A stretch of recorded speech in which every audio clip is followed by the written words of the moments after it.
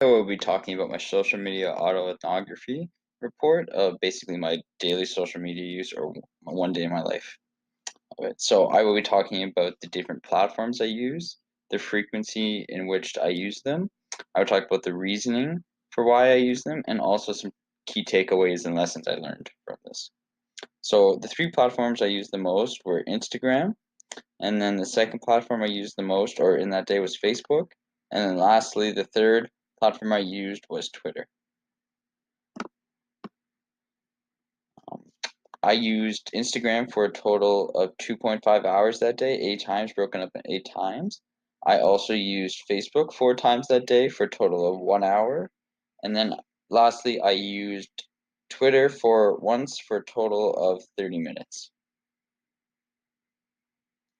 I typically used and accessed Facebook and Twitter through my laptop and accessed Instagram through my cell phone.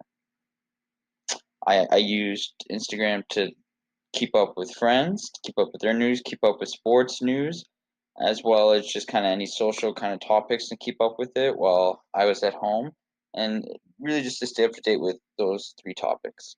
I used Facebook also while I was at home solely, but this was more of a platform to see kind of watch videos around the world and still socialize with other people. So what I mean with the socializing aspect is I used it to mainly for group work and just stay in touch with them in order to coordinate times to meet up. I used Twitter mainly as a professional aspect, so when I was at work, uh, as it's my professional account, and then I also used it to keep up with all the political news that's going on both in Canada and around the world. So one of my key takeaways is the first one from Instagram, where I learned I'm sort of addicted to it as I spend the most time on it. I can't. I'm always on it at some point in the day, even usually before I go to sleep.